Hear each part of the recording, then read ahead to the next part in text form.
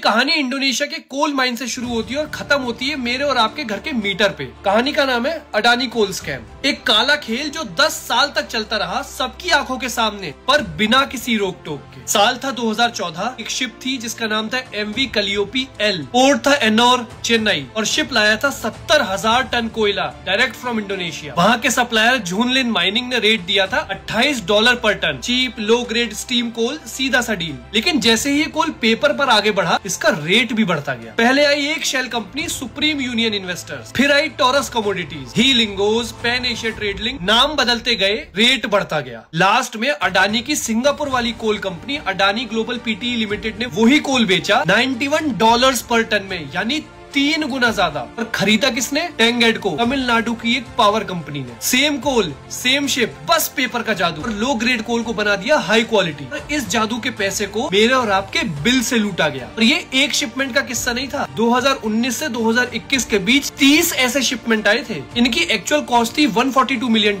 लेकिन ये सेल हुए $215 मिलियन, यानी 73 मिलियन के उस प्रॉफिट पे जो सिर्फ इनवॉइसेस इन्फ्लेट करके बनाया गया था। ये पैसा भरा किसने? मैंने और आपने अपने बिजली के बिलों में। टेंगेडको ने सिर्फ 4 साल में 6000 करोड़ का लॉस रिपोर्ट किया, जिसमें से ऑलमोस्ट आधा सिर्फ ओवर प्राइस्ड कोल की वजह से था। और ये लॉस चुपचाप मेरे और आप जैसे कंज्यूमर्स पर ट्रांसफर कर दिया गया। Financial times, OCCRP, news laundry, सबने ये एक्सपोज किया। शिपिंग रिकॉर्ड्स, कोल क्वालिटी रिपोर्ट, सबूत सबके सामने है। लेकिन अभी तक ना कोई FIR, ना कोई CBI inquiry. As of February 2025 Shiv Sena MP Priyanka Chaturvedi ने जब ये मामला पार्लियामेंट में उठाया तो उन्होंने बताया कि मिनिस्ट्री ऑफ कोल के पास रिपोर्टेडली इस टॉपिक से रिलेटेड कोई इंफॉर्मेशन नहीं है। तो अगली बार जब अडानी की तरफ से आपके पास बिजली का बिल बढ़ा हुआ आए तो याद रखना आप एक्स्ट्रा यूनिट्स का पैसा नहीं दे रहे हो, आप उस स्कैम का भी पैसा भर रहे हो।